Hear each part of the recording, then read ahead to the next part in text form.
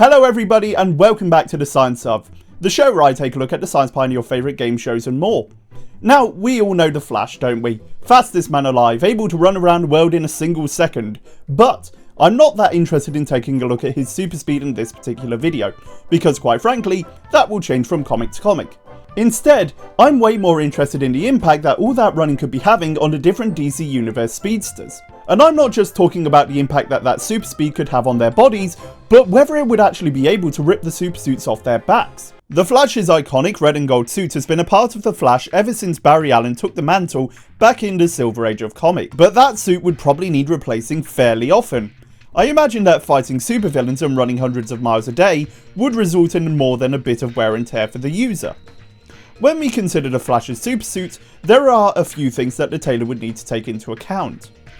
The Flash wants to run as fast as possible, so the suit is going to need to be flexible and will need to be breathable to let out all of the excess heat the Flash will be producing from his muscles. In addition, the suit will need to be pretty streamlined to allow the Flash to run as fast as possible. And of course, with all that running, the suit is going to have to be more resilient to your standard wear and tear. When we talk about friction from running, we're really talking about air resistance. In some ways, air is just a fluid, except one that's much less dense than water. When you move through air, you're going to be feeling at least a bit of friction from trying to push particles apart. Most of us won't really feel it, because walking around you're not going to be pushing that many particles aside. But the Flash isn't moving at your average walk speed, and with the greater speed, the feeling of air resistance is going to be much greater. Now, unfortunately for the Flash, his classic suit isn't the most streamlined. It's an occupational hazard of being human-shaped. And to be fair, Barry Allen's suit is far from the worst aerodynamically speaking. That honour goes to the original Jay Garrick suit and its giant helmet, which would cause way more drag than the Flash's smooth dome. Now, the Flash could reduce air resistance by surrounding his body with a gas less dense than air, such as hydrogen or helium, but you can't get rid of air resistance entirely unless you run inside of a vacuum, where the friction between the environment and the suits would be zero. Now realistically, we can't expect the world to go on without air. There would tend to be a bit of issue with people needing air to live. However, there are ways that you can reduce friction when moving in air. One way would be to reduce the surface area of the object pushing against the environment. But obviously, there's a human-sized limit to how small the surface area can be, and the Flash is already reducing his surface area by bending over slightly when running and keeping his arms tucked in. Okay, so those are a couple of ways that you would be able to reduce air resistance. But even then, the Flash is going to be exposed to a huge amount of G-force just as a result of his running. What's going to stop the suit from tearing off of him and leaving him as a blushing blur? Well, let's take a look at some suits that are made to withstand hundreds of G's of force every time they're used.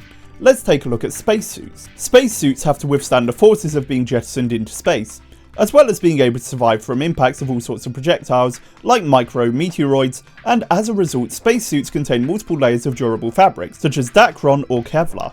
Dacron is a synthetic textile that's made up of polyethylene tetraphthalate, otherwise known as PET. These PET fibres are incredibly stiff, which makes them highly resistant to deformation. Whilst this might sound bad for the Flash, as they're not going to have much freedom of movement, these PET fibres can be blended with other fibres such as wool or cotton to provide extra strength, while still maintaining the other textile's normal properties. Kevlar, on the other hand, is very different. Kevlar is another synthetic fibre made out of a plastic called polyparaphenylene tetraphthalamide. When this plastic is spun into a fibre, its tensile strength becomes incredibly great, able to withstand as much as 525,000 psi.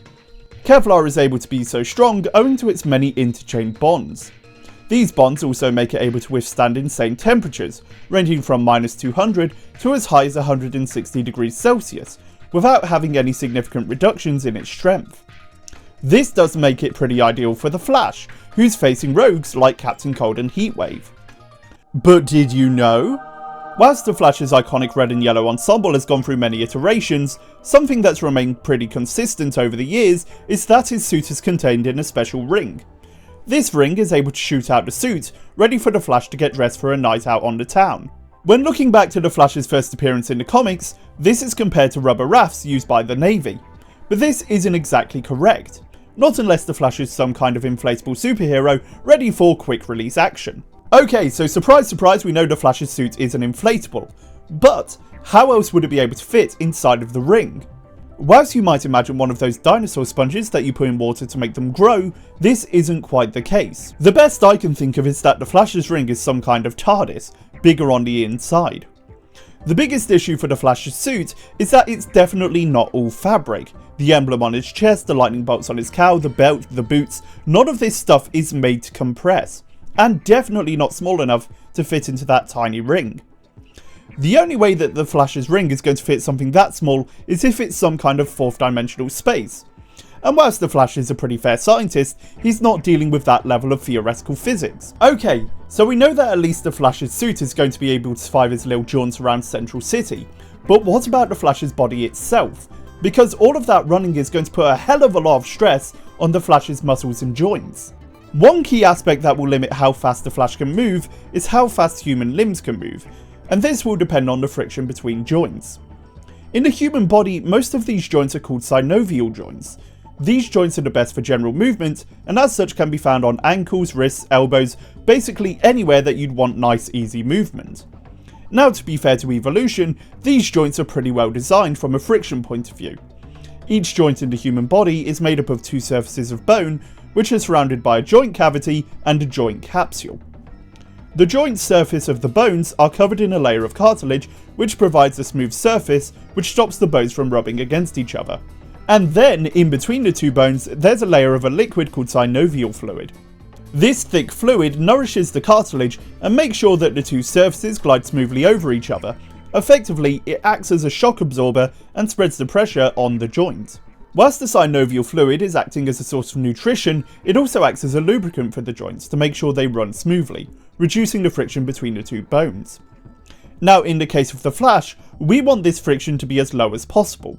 So is synovial fluid the best option we have? Because unlike with a rusty engine, you can't spray WD-40 on the body's joints. In fact, if you tried that, you'd come away with a lot more than a sore shoulder, with the petroleum distillates causing irritation and burning to the skin. With the synovial fluid, there are four major biological components that make it an effective lubricant: hyaluronic acid, albumin, lubricin, and globulin. All of these components have different influences on the ability of this fluid to support the joint. Most important of these for movement is the hyaluronic acid, which is responsible for changes to the viscosity of the fluid. Too viscous and the joint would struggle to move. Too thin and the friction between the bones would increase. In a healthy joint, the percentage of this acid in the fluid is around 10%. Now, with the Flash, there's always a chance that the ratio of these elements is slightly different, with the amount of acid being higher than in a typical person. This lower friction would, in theory, allow the Flash to run faster, as his joints could move a bit easier. But no matter what, considering just how fast the Flash is moving, there's inevitably going to be a lot of substantial wear on the joint, meaning that with enough time, the Flash's knees are just going to be shot. And it doesn't end there.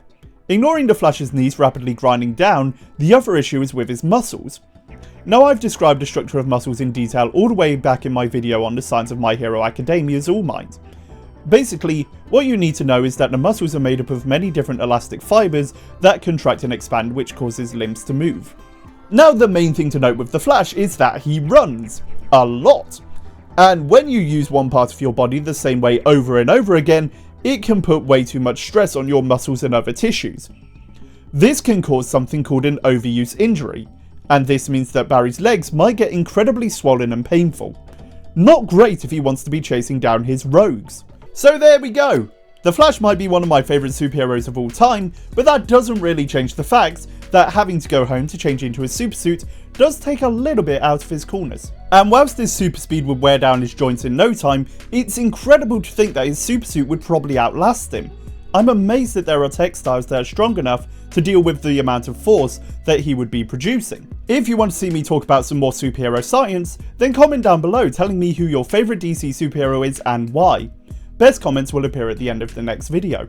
If you want to learn more about muscle growth, then take a look at the video here, where I take a look at the science behind All Might's One for All. Or alternatively, take a look at the video here, where I take a look at the science behind Spider-Man's spider powers. Either way, don't forget to like this video and subscribe to the channel so I can keep investigating the science behind all your favourite games, shows and more.